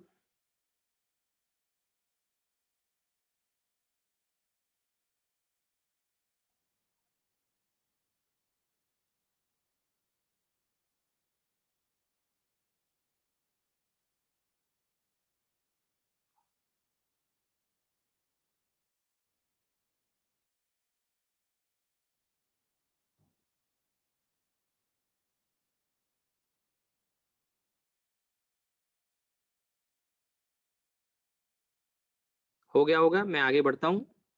अब देखिए, हाँ शुभम बोलो। सर ये जो फर्स्ट वाला फॉर्मूला है सर, इसको सर रो के टर्म्स में कैसे एक्सप्रेस किया सर, आपने फिर से एक्सप्लेन कर देंगे? हाँ देखो, ये मैंने लिखा बेटा, ये ई की वैल्यू है के q by R Q into r. ठीक है, के की वैल्यू हम जानते हैं 1/4 पाई एप्सिलॉन नॉट होती है, क्यू अपॉन आर क्यू और इंटू आर। फिर मैंने क्या किया, मैंने इसमें 3 का मल्टीप्लाई कर दिया और 3 से डिवाइड कर दिया। ये 3 का मल्टीप्लाई डिवाइड इसलिए किया क्योंकि मुझे वॉल्यूम का एक्सप्रेशन मिल जाएगा, तो एप्सिलॉन नॉट को तो तुम यहाँ साइड में ले लो। और अब ध्यान से देखोगे, ये वाली जो चीज है ये क्या है, Q/4/3 पाई r क्यू, ये लिखा हुआ है ये वाला, दिस इज व्हाट डेंसिटी। तो ये रो हो गया, ऊपर आर हो गया, और नीचे आ गया आपका 3 एप्सिलॉन नॉट। ठीक है, जी सर, थैंक यू। इसको याद रखना है डायरेक्ट, रो/3 एप्सिलॉन नॉट। जी सर। अब मैं इसी पे कुछ आपको सवाल बताने जा रहा हूँ, बहुत बढ़िया सवाल है। 3 बार आईआईटी में आ चुका है क्वेश्चन, जो मैं बताने जा रहा हूँ वही घुमा फिरा के क्वेश्चन पूछा गया है, और जो मैं बता दूंगा उसके बाहर नहीं आएगा, वही क्वेश्चन फिर से आएगा। 2015 में लास्ट एक क्वेश्चन आया था, उससे पहले और 2 बार आ चुका है। तो एक बहुत ही बढ़िया बेहतरीन क्वेश्चन मैं बता रहा हूँ आपको, ये नोट कर लिया होगा। अब देखिए, ये जो solid non conducting uniformly charge sphere का ही केस है कि अगर मान लो इसमें कोई कैविटी बना दी जाए, चार्ज स्फीयर है लेकिन इसके अंदर एक कैविटी है, और उस कैविटी में इलेक्ट्रिक फील्ड पूछा जाता है।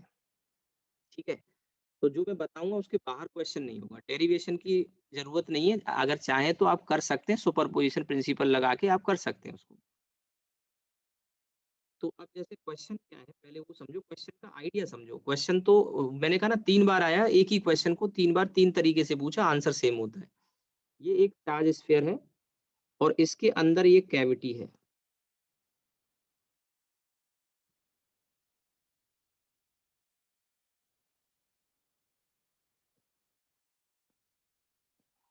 ठीक है, ये चार्ज स्फीयर है और इसमें चार्ज भर देते हैं हम कुछ।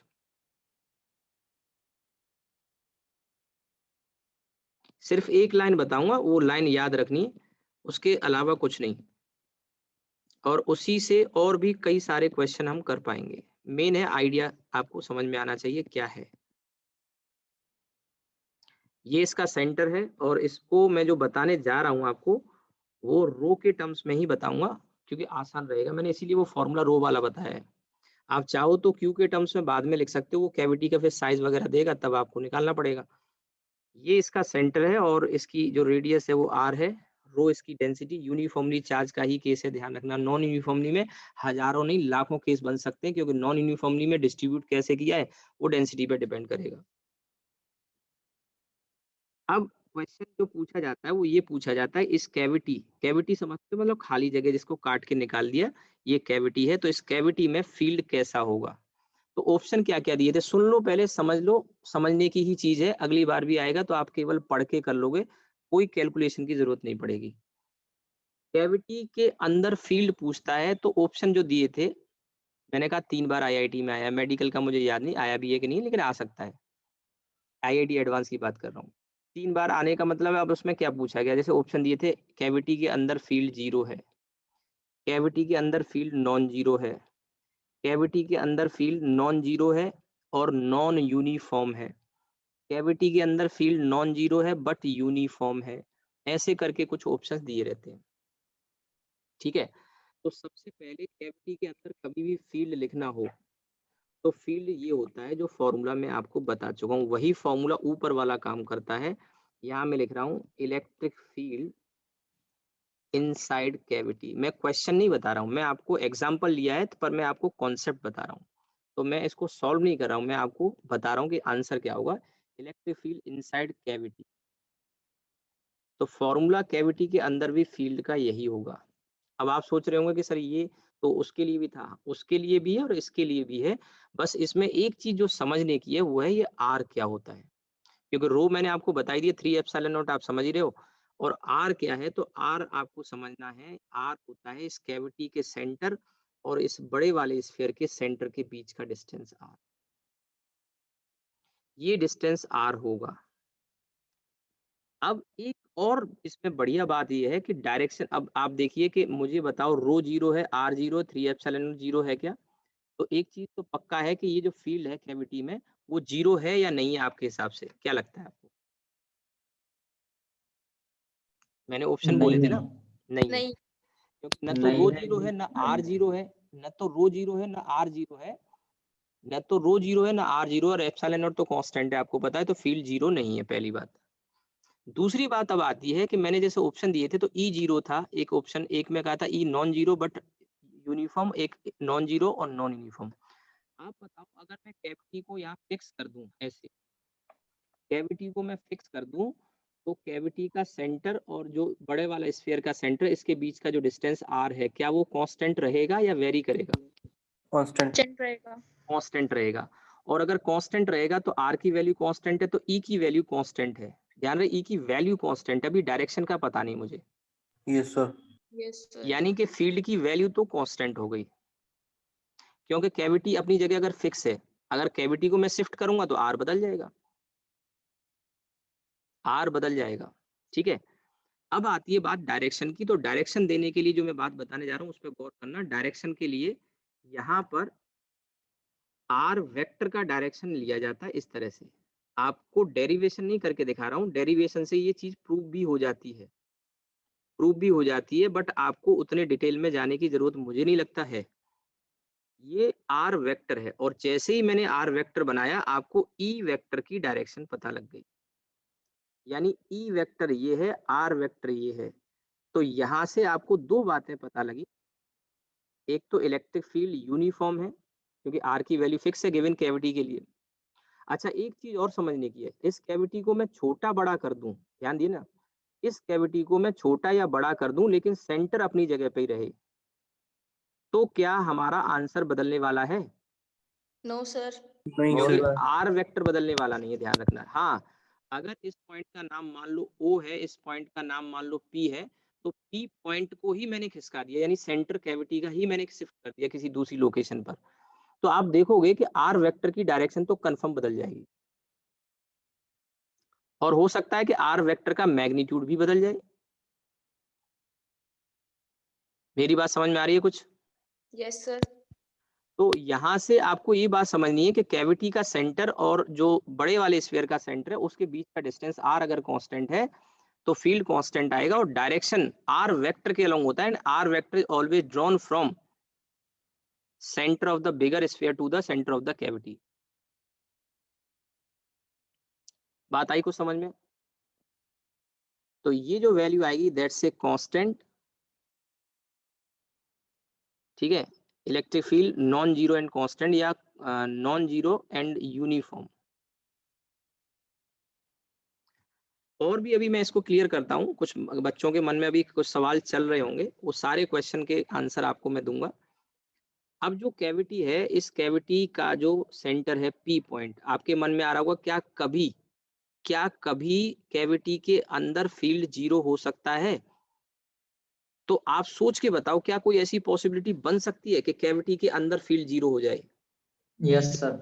बताओ। सर्किल होंगे सेंटर पे कैविटी अगर कौन- कैविटी का सेंटर ओ कौन साइड पॉइंट से कर जाए? कॉन्साइड कर जाए, यानी एक ऐसी कैविटी बनाओ जो कॉन्सेंट्रिक हो, और अगर कॉन्सेंट्रिक कैविटी होगी तो आर की वैल्यू जीरो हो जाएगी, क्योंकि ओ और पी कॉन्साइड कर जाएंगे, यस और ओ और पी अगर कॉन्साइड करते हैं तो कंफर्म कैविटी के अंदर फील्ड जीरो होगा। यानी अगर मेरी बात आपको समझ में आ गई है तो मैं ये कह सकता हूं कि अगर कोई नॉन कॉन्सेंट्रिक कैविटी होगी, नॉन कॉन्सेंट्रिक कैविटी अगर होगी, तो हम श्योर कह सकते हैं कि उसके अंदर फील्ड कभी जीरो नहीं होगा। नहीं होगा। और जीरो कब होगा? अगर कोई भी कॉन्सेंट्रिक कैविटी हो, छोटी हो बड़ी हो, लेकिन कॉन्सेंट्रिक होनी चाहिए, तो आप देखोगे जो आर वेक्टर है वो जीरो हो जाएगा, और यहाँ ई की वैल्यू जीरो हो जाएगी। और ई की वैल्यू जीरो होने के पीछे लॉजिक आप इस फॉर्मूले से तुरंत देख सकते हैं। लेकिन अगर कैविटी कॉन्सेंट्रिक नहीं है तो फील्ड यूनिफॉर्म होता है, non zero and constant, constant के आगे मैं यूनिफॉर्म लिख देता हूं।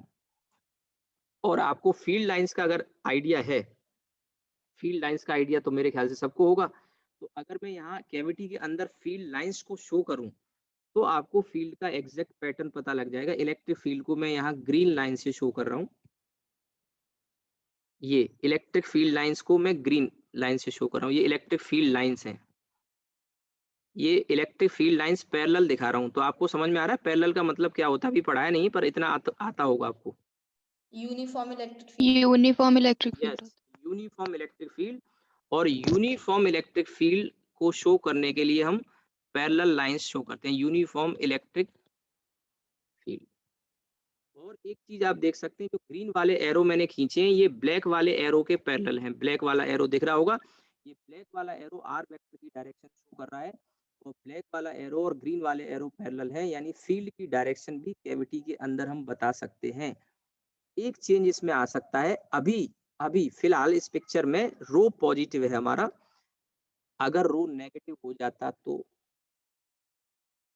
अगर रो नेगेटिव हो जाता तो मैं यहाँ नेगेटिव कर देता, और नेगेटिव करते ही जो डायरेक्शन आर का है वो तो वही रहेगा, लेकिन ई का डायरेक्शन फिर क्या हो जाएगा?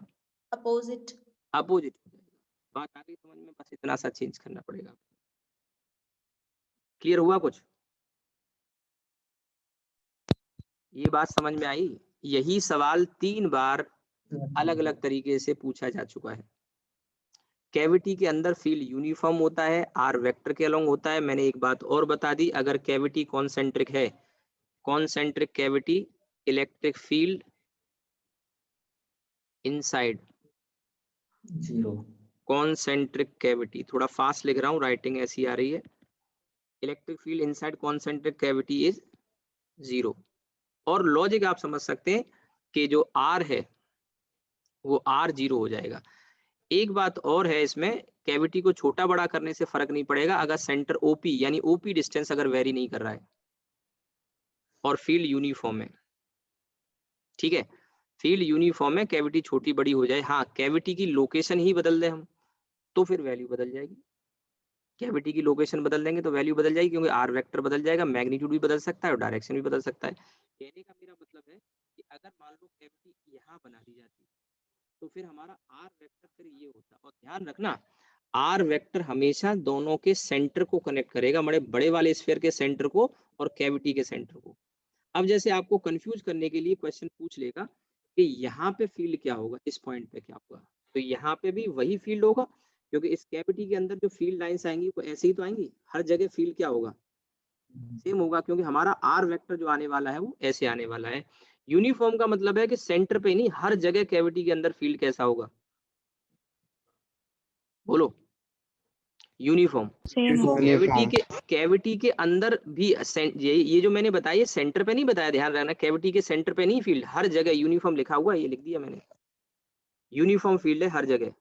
तो केवल सेंटर पे नहीं, कैविटी में कहीं भी अंदर कोई भी पॉइंट आप ले लो सेम ही आएगा फील्ड।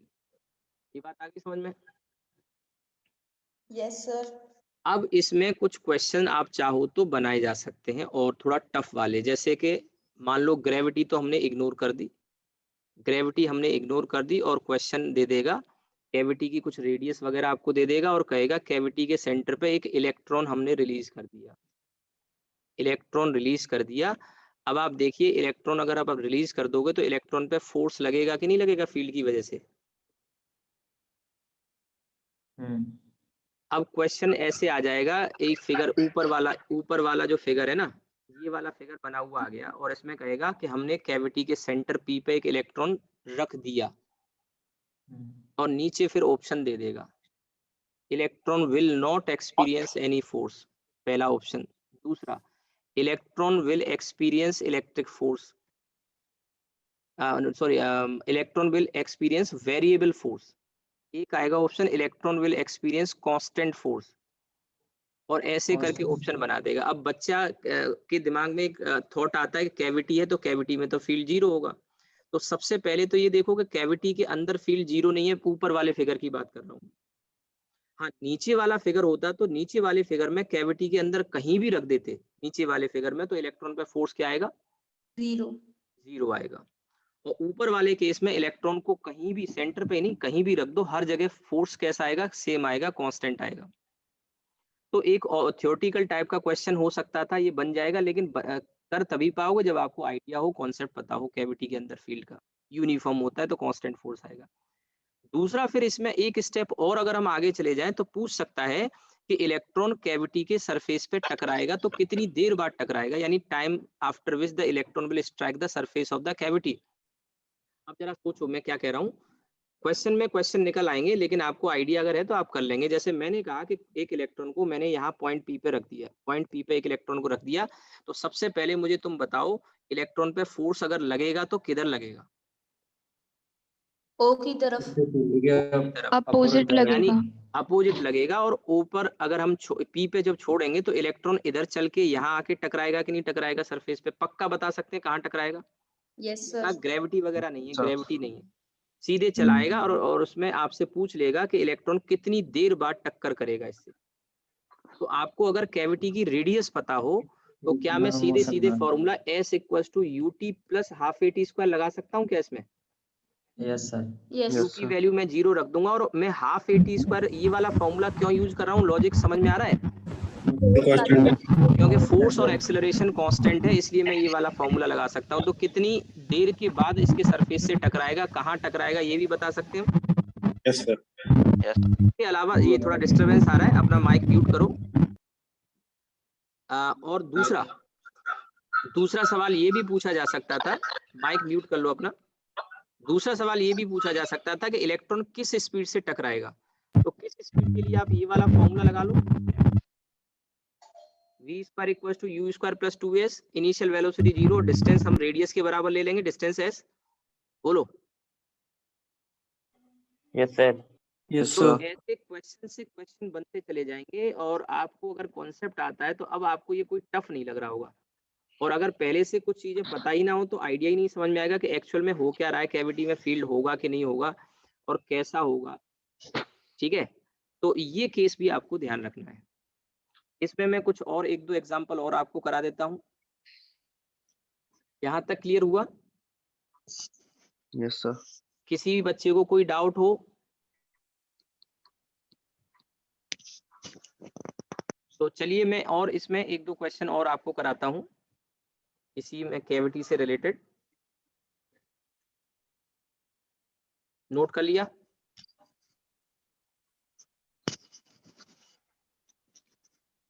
चलिए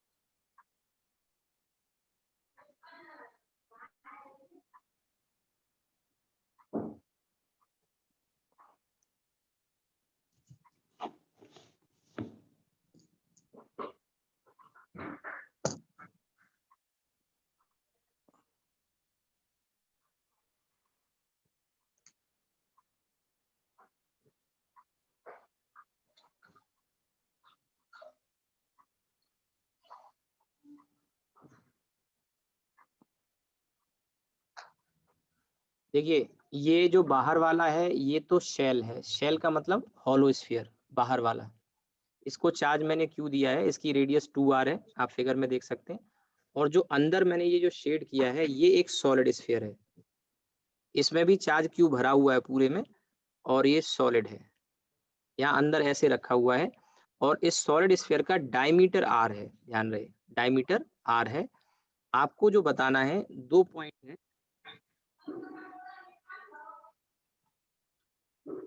एक पॉइंट ये है O, ठीक है, और दूसरा पॉइंट है ये P। तो आपको बताना है find net electric field at O and P। Solid sphere है और एक हॉलो स्फीयर है यानी शेल है। पॉइंट P इसके सरफेस पे है, तो आपको एक तो O पॉइंट जो कि सेंटर है वहां बताना है, और एक P पॉइंट पे बताना है फील्ड नेट।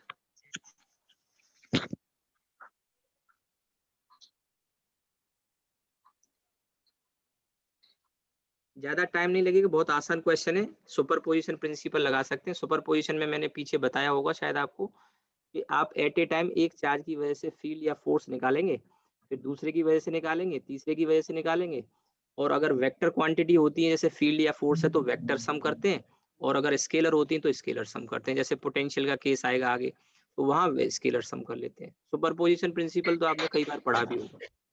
तो आपको क्या करना है, डायरेक्शन का जरूर ध्यान रखना है। नेट जो फील्ड का डायरेक्शन आएगा, अगर वो पैरेलल है तो ऐड करेंगे, एंटी पैरेलल है तो माइनस करेंगे, और अगर परपेंडिकुलर है तो उसको अंडर रूट ए स्क्वायर प्लस बी स्क्वायर के फॉर्म से भी यूज करके सॉल्व करके निकाल सकते हैं।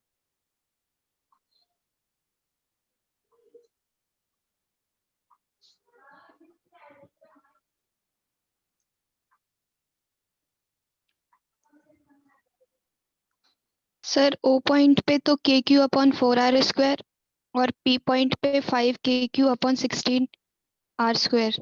अच्छा देखते हैं, बाकी बच्चे भी चेक करो भाई अपना आंसर। ओ पे निकालते हैं। अब देखिए ओ पॉइंट पे अगर मैं बात करूं, हाँ बोलो। O पॉइंट पे KQ/R² एंड P पॉइंट पे KQ/9R²। अच्छा चलो मैं सॉल्व कर देता हूँ, आप चेक कर लें बाकी लोग। देखो ओ पॉइंट पे जब हम निकालेंगे तो मैंने कहा सबकी वजह से निकाल के और फिर उसका वेक्टर सम करेंगे क्योंकि हमें फील्ड निकालना है। तो सबसे पहले तुम मुझे बताओ शेल की वजह से ओ पॉइंट पे कितना होगा। शेल की वजह से 0। जीरो। क्यों होगा जीरो? क्योंकि अंदर है पॉइंट। अब हम बात करें अगर सॉलिड स्फीयर की, तो सॉलिड स्फीयर के सेंटर से निकालेंगे क्योंकि डिस्टेंस हमें ये, तो क्या मैं कह सकता हूँ ओ पॉइंट सॉलिड स्फीयर के सेंटर से बाहर है, तो हम क्या लिखेंगे के क्यू अपॉन आउटसाइड पॉइंट पे लिखते हैं तो R², R स्मॉल वाला, तो ये डिस्टेंस कितना होगा? ये वाला आप बता सकते हैं 3R/2 3R/2 का स्क्वायर, तो ये आ जाएगा 4KQ/9R²। ये आपका O पॉइंट पे आ गया। बोलिए। ठीक है, थोड़ी देर के लिए माइक म्यूट कर लो अपना। जब मैं कुछ डिस्टरबेंस आ रहा है बहुत। हाँ वही मैं कह रहा हूँ, माइक म्यूट कर लो। बाकी सब बच्चे जब मैं कुछ पूछूं तभी अब उसको अनम्यूट करना। चलो मैं कर देता हूँ यहाँ से। अब इसके बाद देखो ईपी। तो पी पॉइंट पे जब हम शेल की वजह से निकालेंगे तो शेल की वजह से तो आएगा क्योंकि उसके सरफेस पर है। तो शेल का मैं पहले लिख रहा हूँ के क्यू, और शेल की जो रेडियस है सरफेस पे लिख रहे हैं, तो रेडियस है 2r²। और इसके बाद सॉलिड स्फीयर की वजह से लिखेंगे तो सॉलिड स्फीयर से ये वाला डिस्टेंस सेंटर से लिया जाता है, जो भी डिस्टेंस होता है पी पॉइंट का डिस्टेंस ये वाला लिया जाएगा, ब्लैक जो लाइन मैंने खींची है, क्योंकि जो भी हमने डिस्टेंस पीछे फॉर्मूले लिखे हैं वो सेंटर से लिए। तो सॉलिड स्फीयर का जब लिखेंगे तो सॉलिड स्फीयर के सेंटर से लेंगे पी पॉइंट का। और वो डिस्टेंस आप देख सकते हैं क्लियरली 2r + 3r/2, यानी 4r - r/2 भी कह सकते हो आप। 4r - r/2, देखो ये वाला डिस्टेंस, इसमें ये 2r हो गया और 3r/2, या 4r में से डायमीटर में से r/2 माइनस कर लो, तो ये आपका आ जाएगा KQ। अच्छा एक बात और समझने की है जो यहाँ पे, वो है डायरेक्शन को लेके। तो शेल की वजह से फील्ड जो आएगा, शेल की वजह से वो बाहर की तरफ आएगा, और सॉलिड स्फीयर की वजह से भी बाहर की तरफ आएगा। इसलिए दोनों के डायरेक्शन सेम होने की वजह से मैं ऐड कर रहा हूँ, ये भी बात ध्यान रखने की है। ऐसा हो सकता था कि जैसे मैं इसमें सॉलिड स्फीयर या शेल में किसी एक चार्ज को मान लो नेगेटिव कर देता, तो फिर वहाँ डायरेक्शन अपोजिट हो जाता। फिलहाल तो दोनों पॉजिटिव ही लिए मैंने, ये भी पॉजिटिव है और ये भी पॉजिटिव है।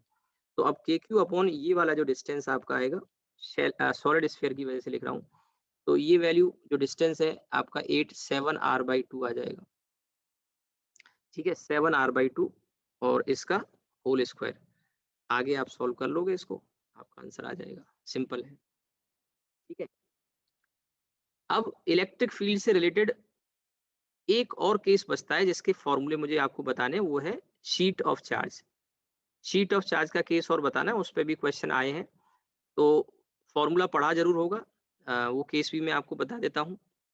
तो हमारे सारे इलेक्ट्रिक फील्ड के फॉर्मूले आज कंप्लीट हो जाएंगे। कुछ क्वेश्चन मैंने करा दिए, आप क्वेश्चन लगाओ, फिर डाउट वगैरह जो होंगे डाउट वगैरह भी मैं लूंगा। कल मैं बैठूंगा, मैंने बता दिया कोचिंग में, आप अगर आना चाहें, मिलना चाहें, ठीक है, कुछ डाउट वगैरह पूछना हो तो कल आ जाना।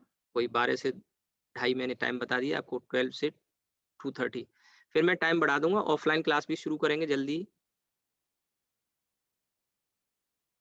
हाँ जी बोलो। वो कितने बजे क्लास है? हाँ क्या कह रहे हो? क्लास शाम को कितने बजे क्लास है? शाम को मैंने बता दिया 8:30 से लेके 9:30 तक क्लास है तुम्हारी आज शाम को।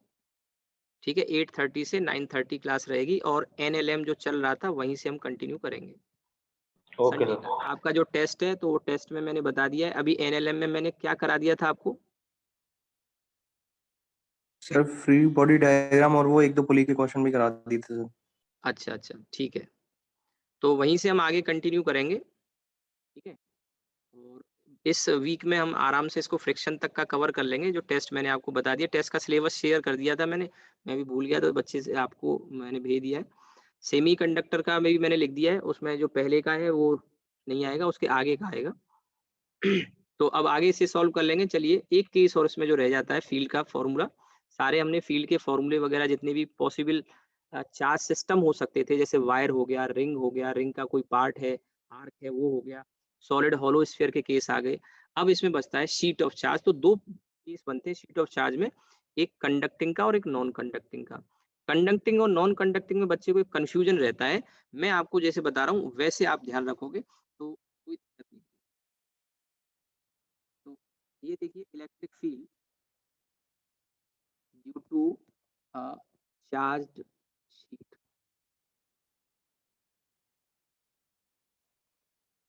चार्ज शीट में मैं दो केस आपके सामने पुटअप करता हूँ। एक है आपका नॉन कंडक्टिंग, और दूसरा जो है सेकंड वाला जो केस है वो है कंडक्टिंग।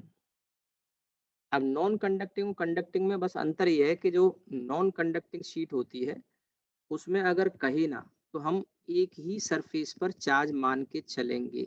ध्यान रखना, अगर कहे ना, अगर दिया है दोनों सरफेस पे फिगर में बनाया है तो आपको लेना है, नहीं तो नहीं लेना। तो नॉन कंडक्टिंग में ये मान के चलते हैं ये चार्ज जिधर भी रखोगे वहीं रखा रहेगा। ये सिग्मा है क्योंकि शीट है, तो इसकी वजह से जो फील्ड आता है वो यूनिफॉर्म आता है। और तो यहाँ इलेक्ट्रिक फील्ड की जो वैल्यू पढ़ा तो है फॉर्मूला आपने सिग्मा अपॉन 2 एप्सिलॉन नॉट, और इधर भी अगर आप निकालोगे तो यहाँ भी सिग्मा अपॉन 2 एप्सिलॉन नॉट। ये नॉन कंडक्टिंग का केस हो गया। कंडक्टिंग में आपकी चॉइस नहीं है, आप अगर एक तरफ चार्ज दोगे भी तो वो अपने आप डिस्ट्रीब्यूट हो जाएगा दोनों सरफेस पे, क्योंकि चार्ज फैलता है। ठीक है, तो यहाँ दोनों केस में एक छोटा सा अंतर क्या है कि आपको बात जो ध्यान रखनी है, चाहे कंडक्टिंग हो नॉन कंडक्टिंग हो, एक सिंपल बात ध्यान रख लोगे तो कोई दिक्कत नहीं होगी, आगे फॉर्मूले में कोई कंफ्यूजन नहीं होगा। सिंगल सरफेस की वजह से, सिंगल सरफेस की वजह से जो फील्ड होता है, कैसे याद रखो, सिंगल सरफेस की वजह से जो फील्ड होता है वो ये होता है, ये जो लिखा हुआ है।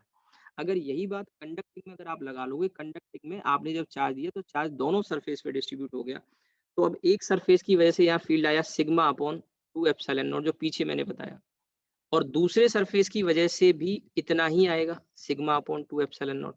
तो दोनों ऐड होने के बाद सिग्मा अपॉन एप्सिलॉन नॉट बचता है। आपको जो मैं बता रहा हूँ, चाहे कंडक्टिंग नॉन कंडक्टिंग कैसा भी हो, आपको जो मान के चलना है वो ये मान के चलना है कि सिंगल सरफेस की वजह से सिग्मा अपॉन 2 एप्सिलॉन नॉट होता है। It doesn't matter whether the sheet is conducting और नॉन कंडक्टिंग, तो वो कंफ्यूजन खत्म हो जाएगा।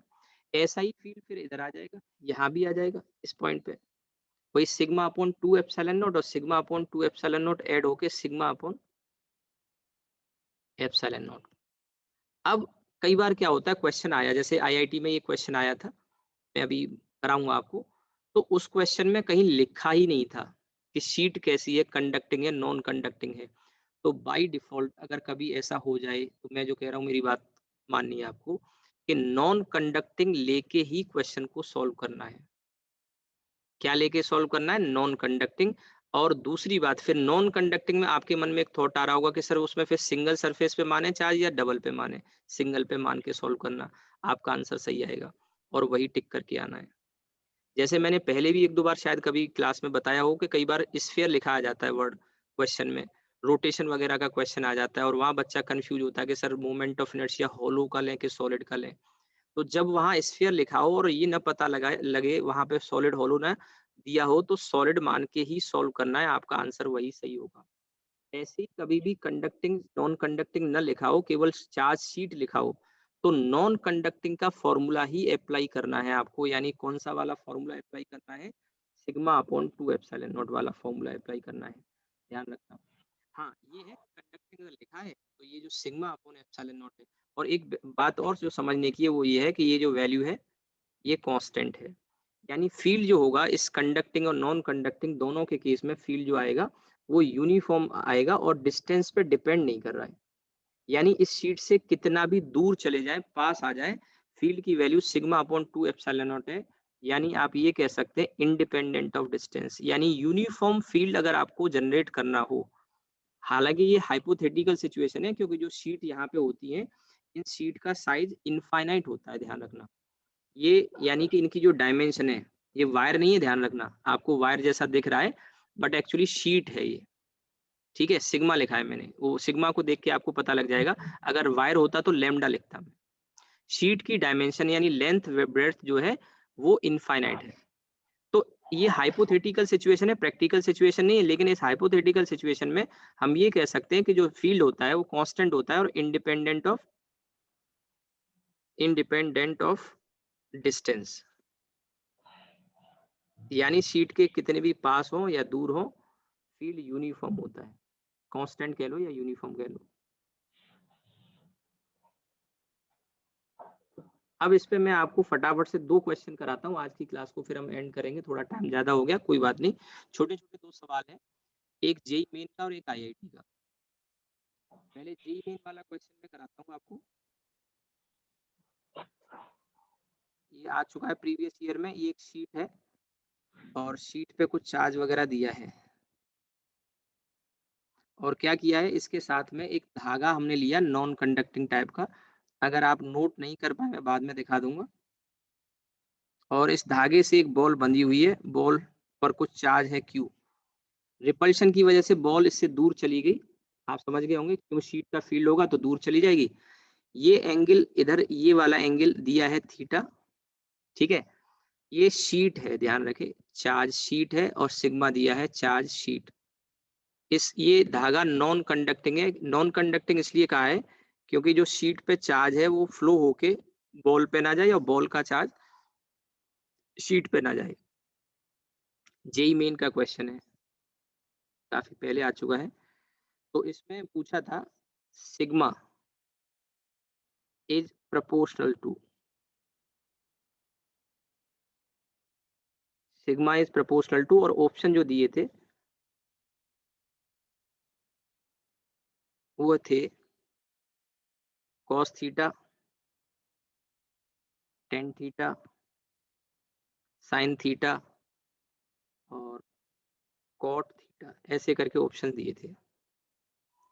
तो अब इसमें क्या है कि आपको इतना तो समझ में आ ही गया होगा कि रिपल्शन से ये दूर चला जाएगा, तो इसमें बॉल के ऊपर जो जो फोर्स आ रहे हैं उन फोर्सेस को हमें बैलेंस करके एक एक्सप्रेशन बनाना पड़ेगा, ठीक है, एक्सप्रेशन बनाना पड़ेगा। और चाहो तो वो जो धागे वाला कॉन्सेप्ट मैंने बताया था tan theta equals to F upon mg वाले से भी चाहो तो कर सकते हो।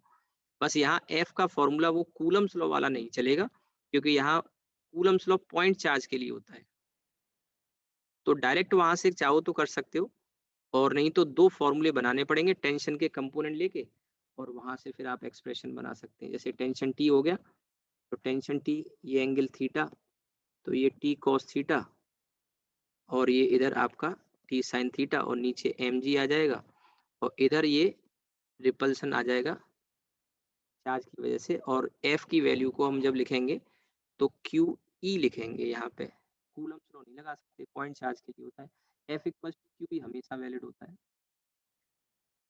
तो अब यहाँ E की वैल्यू आपको पता है, चार्ज शीट है तो sigma upon 2 epsilon not use करेंगे। तो यहाँ पे एक तो आ गया टी साइन थीटा, बी आया tan थीटा, और ये आ जाएगा E sigma Q upon 2 epsilon not, और दूसरा आ जाएगा टी कॉस थीटा, किसके बराबर आ जाएगा, mg के। तो अगर हम इसे डिवाइड कर दें तो tan थीटा, ये इतना आसान क्वेश्चन आया है, आपको लग रहा होगा कि सर ये भी पूछा गया, जेई का सवाल है। तो आप इसको जब डिवाइड कर दोगे तो t से t चला जाएगा, साइन अपॉन कॉस 10 हो जाएगा, और sigma Q upon 2 epsilon not mg। तो आप देख सकते हैं सिग्मा tan थीटा के प्रोपोर्शनल आ गया, बी वाला आंसर हो गया, ठीक है, tan थीटा के प्रोपोर्शनल आ गया, बी वाला आंसर हो गया। एक आखिरी सवाल और करा देता हूँ आज फटाफट से, ये IIT का क्वेश्चन है, प्रीवियस ईयर में आ चुका है, ठीक है। आप इसको नोट कर लीजिए थोड़ा फटाफट से, टाइम ज्यादा हो रहा है, बाकी बच्चों की क्लास भी होगी, थोड़ा सा आज एक्स्ट्रा हो गया।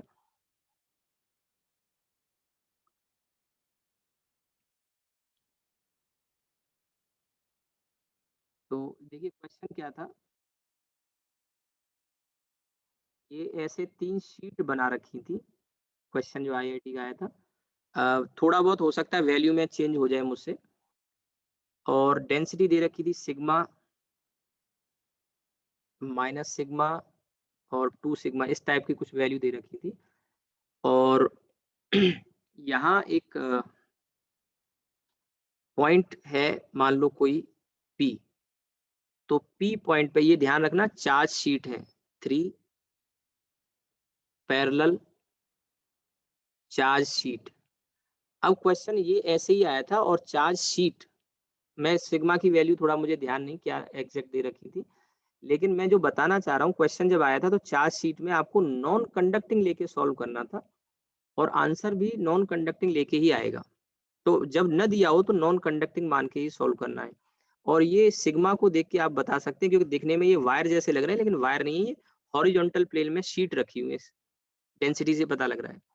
पी पॉइंट पे फील्ड बताना है आपको, फाइंड, बिल्कुल उसी तरह का क्वेश्चन है, फाइंड ई एट पी, और डायरेक्शन भी बताना है आपको, दाएं बाएं ऊपर नीचे। ऑप्शन में आई कैप जे कैप के कैप करके आंसर दे रखे थे।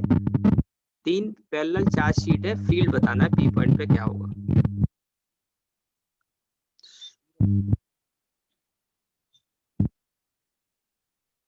जीरो। Zero, yes sir. 0 चलिए 0 was a disturbance. क्या आएगा? माइक म्यूट कर लो अपना, डिस्टरबेंस माइक म्यूट कर लिया करो। देखो ये जो ऊपर वाली शीट है इसकी वजह से फील्ड नीचे की तरफ आएगा।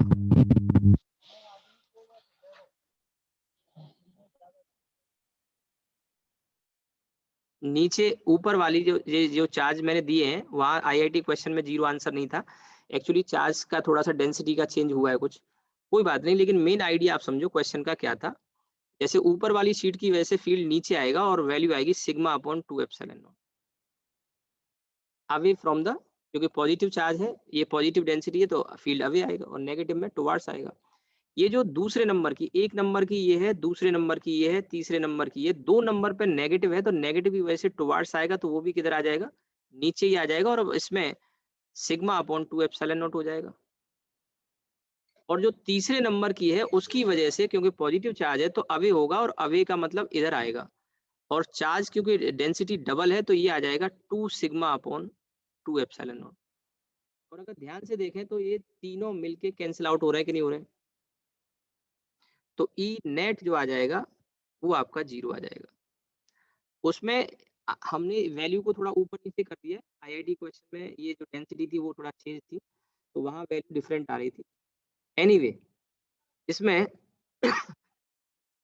ऐसे पी पॉइंट पे पूछा है, ऐसे क्यू पॉइंट कोई हम अगर ले लेते तो वहां पे भी पूछ सकता है, तो कोई डिफरेंट पॉइंट। मेन ये है कि ये फील्ड कैंसिल आउट होके इस तरह से फील्ड आ गया 0। चलिए आज रुकते हैं, थोड़ा एक्स्ट्रा टाइम मैंने ले लिया आपका। आप नोट करना चाहें नोट कर लो इसको फटाफट से।